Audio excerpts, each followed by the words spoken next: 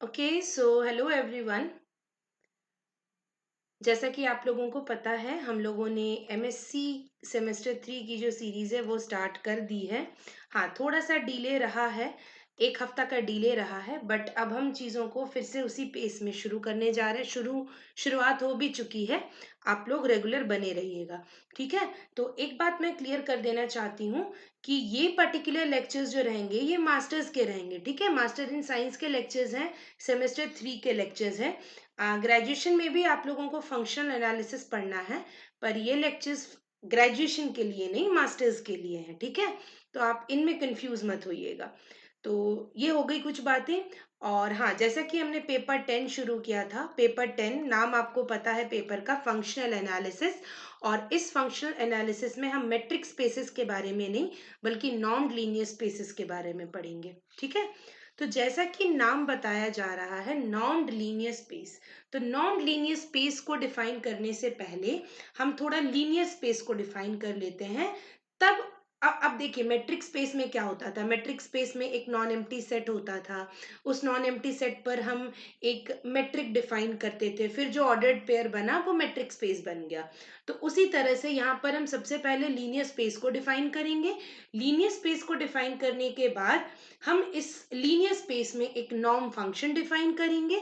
और जैसे ही norm function define होगा तो जो ऑर्डर्ड पेयर आपको मिलेगा उसको कहा जाता है नॉन लीनियर स्पेसेस, ठीक है। उसे हम क्या कहेंगे? नॉन लीनियर स्पेसेस कहेंगे, ठीक है।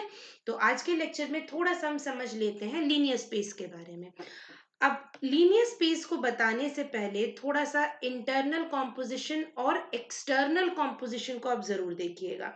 इंटरनल कॉम्पोजिशन क्या होता है मैं इन शॉर्ट आपको बता देती हूँ कि मान लीजिए कोई भी एक नॉन एम्प्टी सेट एल है ना। और अगर कोई मैपिंग डिफाइन होती है from L Cartesian L two L, कोई मैपिंग अगर डिफाइन होती है from L Cartesian L two L, तो इस मैपिंग को, ये जो पर्टिकुलर मैपिंग बनेगा, इस मैपिंग को कहा जाता है इंटरनल कंपोजिशन इन एल, ठीक है। इस चीज का आप ध्यान रखिएगा, इसे हम क्या बोलेंगे? Internal composition in L. अब एक्सटर्नल कंपोजिशन की बारी आती है। तो भाई हम दो नॉन एम्प्टी सेट ले रहे थे एफ और एल। अब ये क्या है? फील्ड है, वेक्टर स्पेस है, ये बात की बातें हैं। बट सबसे पहले हमने लिया था दो नॉन एम्प्टी सेट, ठीक है। दो नॉन एम्प्टी सेट हमने ले रखा था एफ और एल। अब external composition of L in are की बात करें, external composition of L in are की अगर हम बात करते हैं तो वो क्या बनता है? कोई भी एक mapping from F Cartesian L two L, कोई भी एक मैपिंग अगर हम डिफाइन करते हैं from F Cartesian L two L, ठीक है। तो इस एफ को कहा जाता है external composition in L over F, ठीक है जी। तो इतना अगर हम लोगों ने पढ़ लिया हो तो आगे पढ़ने में सुविधा होगी। इसीलिए कभी भी आप लेक्चर्स को स्किप मत कीजिए, लेक्चर्स को सीक्वेंस वाइज देखा कीजिएगा। ओके, तो लीनियर स्पेस, देखिए दो चीज अब हम यहाँ पर ले रहे हैं, ध्यान से समझते चलिएगा। हमने अपनी सुविधा के लिए, लेक्चर को थोड़ा शॉर्ट रखने के लिए इसे लिख रखा है, ठीक है। So let F be a field. F क्या है? आपका यहाँ पर फील्ड है, ठीक। फील्ड का डेफिनेशन आप चाहें तो थोड़ा सा बैक एंड से देख सकते हैं। मैं यहाँ पर फील्ड के डेफिनेशन पर ज्यादा चर्चा नहीं करूंगी, सीधे सीधे आपको ध्यान में रखना है कि एफ क्या है? एक फील्ड है। क्लियर है जी। अब एल, एफ फील्ड है और एल कोई भी एक नॉन एम्प्टी सेट है। एफ क्या है? हमारा फील्ड है। और एल क्या है? कोई भी एक नॉन एम्प्टी सेट है, दैट्स इट। अब एफ के जो एलिमेंट्स होंगे उन्हें हम स्केलर्स कहेंगे, और एल के जो एलिमेंट्स होंगे उन्हें हम वेक्टर्स कहेंगे, ठीक है। तब एल को कहा जाएगा a linear space over F. तब हम एल को एक लीनियर स्पेस कहेंगे ओवर एफ। ध्यान से सुनिएगा, एफ एक फील्ड है, एल कोई भी एक नॉन एम्प्टी सेट है, एफ के एलिमेंट्स को हमने स्केलर्स कहा, एल के एलिमेंट्स को हमने वेक्टर्स कहा। तब एल को एक लीनियर स्पेस कहा जाएगा ओवर एफ, इफ अगर कुछ कंडीशंस हमारे सेटिस्फाई होते हैं तो। चलिए, तो सबसे पहला कंडीशन क्या दे रखा है, there is an internal composition in L. आप इस बात को समझ गए होंगे इंटरनल कॉम्पोजिशन क्या होता है, और उस पर्टिकुलर इंटरनल कॉम्पोजिशन को हम क्या कहेंगे, एडिशन ऑफ वेक्टर्स। अब देखिए हो क्या रहा है, एल के जो एलिमेंट्स हैं उन्हें हमने वेक्टर कह रखा है। तो अब अगर हम किसी तरह का मैपिंग, अगर किसी तरह का इंटरनल कॉम्पोजिशन डिफाइन कर रहे हैं एल पर, ठीक है, किसी तरह का इंटरनल कॉम्पोजिशन डिफाइन कर रहे हैं एल पर, तो वो क्या होगा, एक मैपिंग होगा from L Cartesian L two L. वो क्या होगा, एक मैपिंग होगा from L Cartesian L two L. ठीक है, तो अब हम एल पर, एल के जो एलिमेंट्स हैं उनको हम क्या कह रहे हैं, वेक्टर्स कह रहे हैं। इस पर एक इंटरनल कॉम्पोजिशन डिफाइन करेंगे और उस कॉम्पोजिशन का नाम क्या रखा जाएगा, एडिशन ऑफ वेक्टर्स, और उसे सिंपल प्लस साइन से डिनोट किया जाएगा। बशर्ते इस कॉम्पोजिशन के लिए एल क्या होना चाहिए, एक एबिलियन ग्रुप होना चाहिए। यानी आप जो एडिशन ऑफ वेक्टर्स को डिफाइन करेंगे एल पर, एडिशन ऑफ वेक्टर्स, ये क्या है, एक इंटरनल कॉम्पोजिशन है, या बाइनरी ऑपरेशन कह लो यहाँ पर तो भी काम चल जाएगा। ठीक है, बट हम थोड़ा सा अपने स्टैंडर्ड लैंग्वेज को मेंटेन करेंगे और हम इसे इंटरनल कॉम्पोजिशन का ही नाम देंगे। ठीक है, तो इंटरनल कॉम्पोजिशन की अगर हम बात करें, एल के एलिमेंट्स को हमने वेक्टर्स कह रखा है, एल पर एक इंटरनल कॉम्पोजिशन डिफाइन हो रहा है, और उस कॉम्पोजिशन के रेस्पेक्ट में एल क्या होना चाहिए, एबिलियन ग्रुप होना चाहिए। फिर से मैं दोहराती हूँ डेफिनेशन को, एफ एक फील्ड है, ठीक है, एफ एक फील्ड है। दूसरा, एल कोई भी एक नॉन एम्प्टी सेट है। एफ के एलिमेंट्स को हम स्केलर्स कह रहे हैं, और एल के एलिमेंट्स को हम वेक्टर्स कह रहे हैं। तब एल को कहा जाएगा linear space over F, linear space over the field F, अगर एल में कोई इंटरनल कॉम्पोजिशन डिफाइन हो। उस इंटरनल कॉम्पोजिशन का नाम क्या है, एडिशन ऑफ वेक्टर्स। और इस कॉम्पोजिशन के लिए हमारा एल कैसा होना चाहिए, एक एबिलियन ग्रुप फॉर्म करना चाहिए। ठीक है, चलिए दूसरा क्या है, there is an external composition in L over F called the scalar multiplication.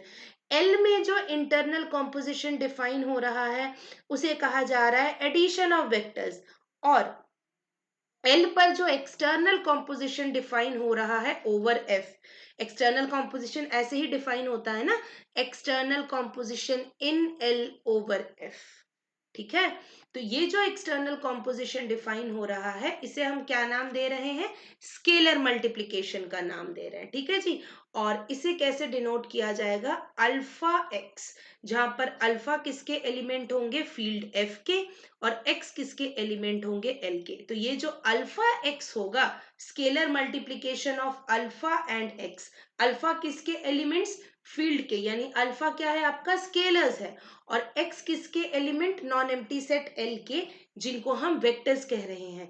तो अल्फा मल्टीप्लाइड बाय एक्स, या scalar multiplication of alpha x किस में मौजूद होना चाहिए जी, एल में मौजूद होना चाहिए। ऐसे भी देखिए external composition in L over F है, तो जाहिर सी बात है कि कोई एक फंक्शन रहा होगा जो कि एफ कार्टेशियन एल से एल तक गया होगा, है ना। तो ये जो आपका जी अल्फा एक्स है ऑर्डर्ड पेयर में रहेगा ना, अल्फा किसके एलिमेंट, फील्ड एफ के, एक्स किसका एलिमेंट, एल का, यानी कि वेक्टर, एक्स क्या है वेक्टर, अल्फा क्या है आपका स्केलर। ये जी अल्फा एक्स कैसे डिफाइन हो रहा है जी, scalar multiplication of alpha x से। ठीक है, तो चूंकि ये एक्सटर्नल कॉम्पोजिशन है तो अल्फा एक्स को एल में होना पड़ेगा। क्लियर है, फिर से बता देती हूँ, फिर से दोहरा देती हूँ, आपको आराम से याद हो जाएगा। हम यहाँ पर डिफाइन कर रहे हैं लीनियर स्पेस को। लीनियर स्पेस को डिफाइन करने से पहले सबसे पहले हमने एक फील्ड ले रखा है एफ। एक मिनट, चलिए इन सबको साफ कर लेते हैं ताकि मैं आपको बता सकूं।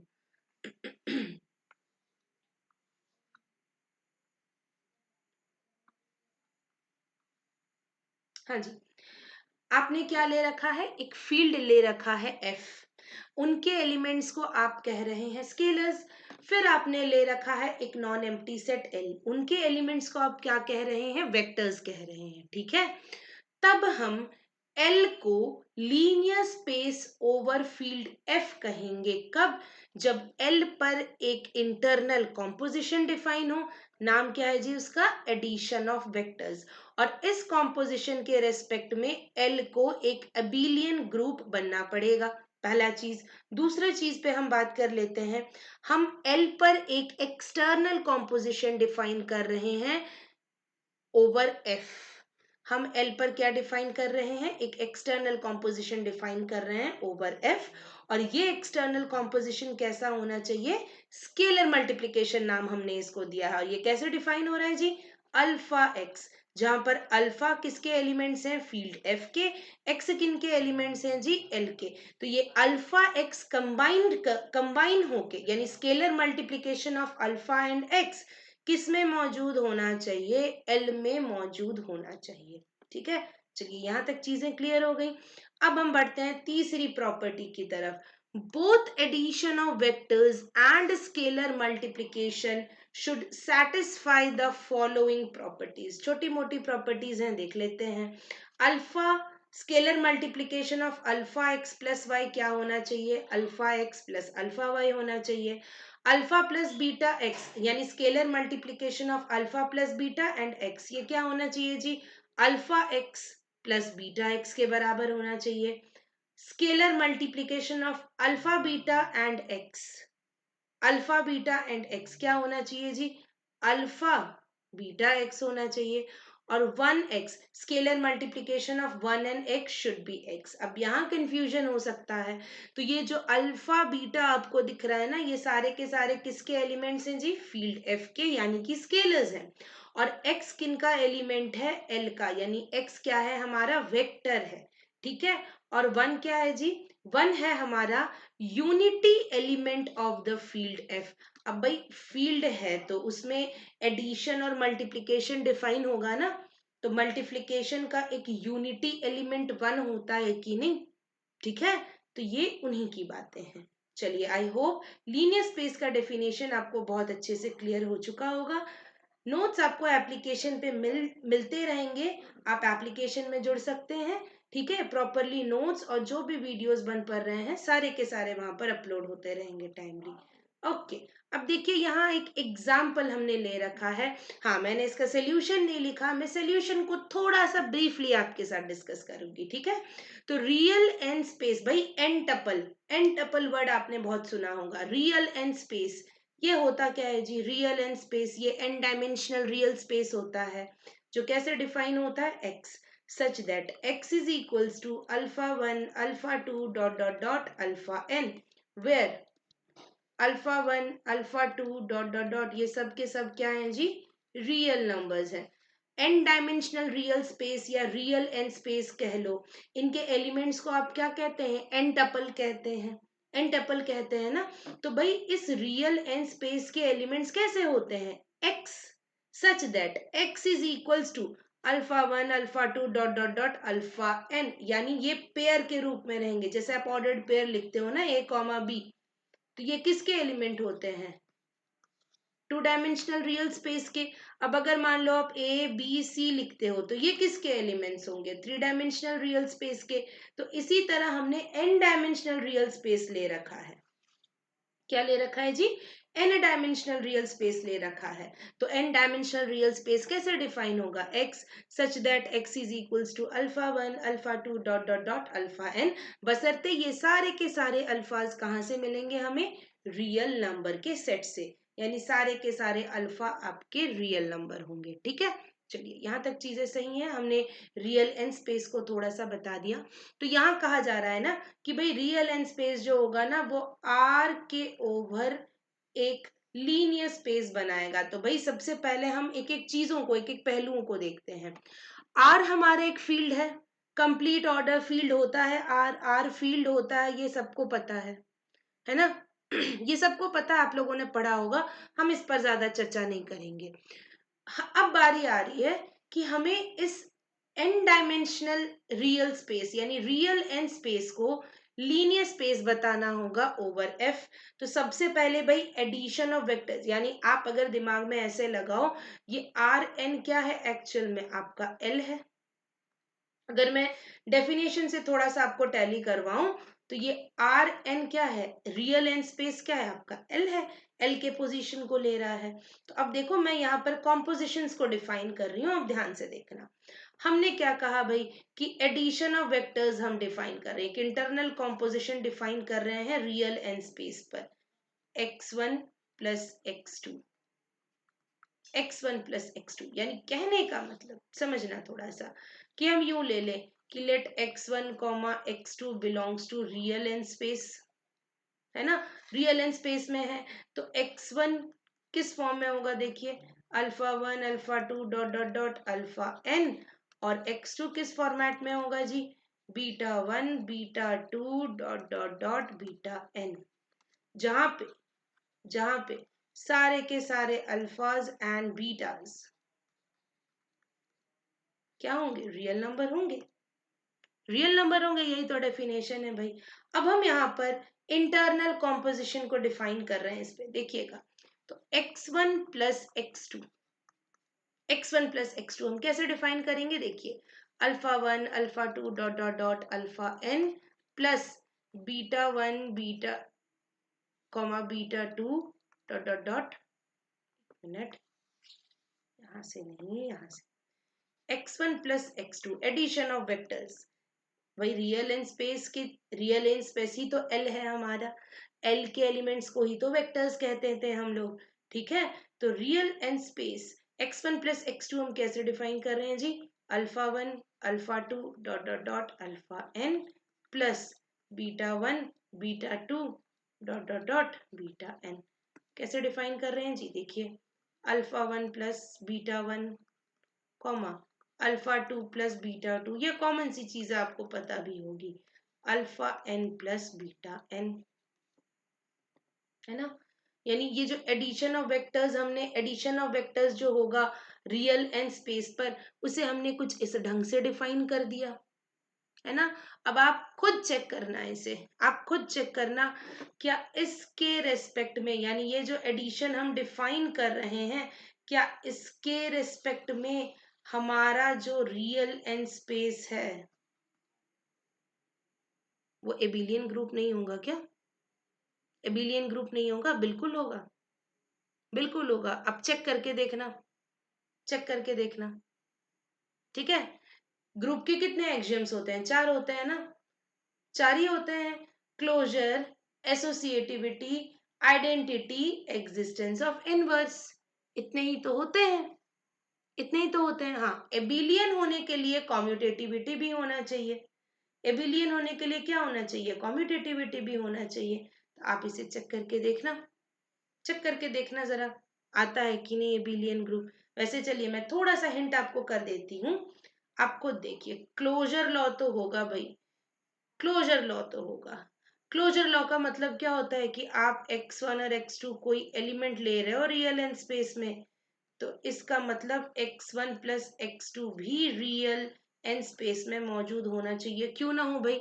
अब देखो हम इसे ऐसे डिफाइन कर रहे हैं, आप खुद बताओ alpha one plus beta one क्या होगा, दो रियल नंबर को आप जोड़ो तो एक रियल नंबर मिलेगा ना, इधर भी दो रियल नंबर को जोड़ रहे हो तो एक रियल नंबर ही तो मिलेगा। तो यानी अल्टीमेटली ये भी क्या आ रहा है भाई, रियल एंड स्पेस के एलिमेंट की तरह ही आ रहा है, क्योंकि रियल एंड स्पेस का एलिमेंट किस फॉर्म में होता है, देखो alpha one alpha two dot dot dot alpha n, n tuple के फॉर्म में होता है, जहां पे प्रत्येक एलिमेंट एक रियल नंबर होता है, ठीक है जी।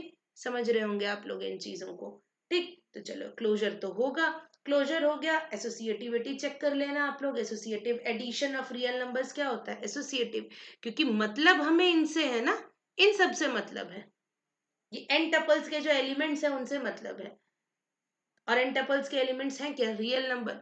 तो क्या रियल नंबर एडिशन के रेस्पेक्ट में एसोसिएटिविटी फॉलो नहीं करते, बिल्कुल करते हैं, बिल्कुल करते हैं जी। आइडेंटिटी एलिमेंट इसका क्या होगा देख लो, यही ना होगा identity element, dot dot dot nth position तक लेकर जाओ।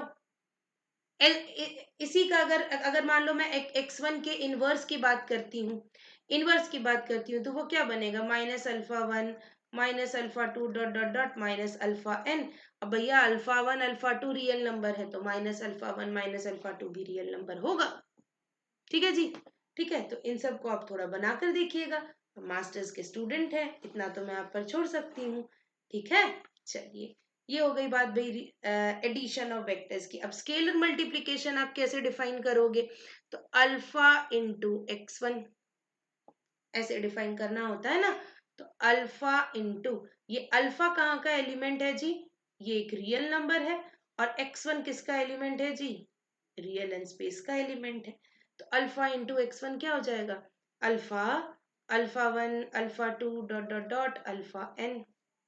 इसे हम कुछ ऐसे डिफाइन कर रहे हैं, alpha into alpha 1 alpha into alpha 2 dot dot dot alpha into alpha n। यानी दिमाग में रखना है, स्केलर मल्टीप्लिकेशन ऐसे डिफाइन हो रहा है जी, और एडिशन ऑफ वेक्टर्स कुछ इस ढंग से डिफाइन हो रहा है ना। Alpha 1 plus beta 1 alpha 2 plus beta 2 dot dot dot alpha n plus beta n। अब लगा के देख लो सारी प्रॉपर्टीज, लगा के देख लो भाई सारी प्रॉपर्टीज, सारी की सारी प्रॉपर्टीज हूबहू मैच कर जाएंगी। क्लियर है? तो चलिए, एज अ होमवर्क ही आप मान लीजिए, मैं इसको आप लोगों पर छोड़ रही हूँ। मैंने थोड़ा सा आपको ब्रीफिंग दे दिया, आप जरूर इसे प्रूव करने की कोशिश करना। ठीक है, तो आज के लेक्चर में मैं इतना ही रहने देती हूँ।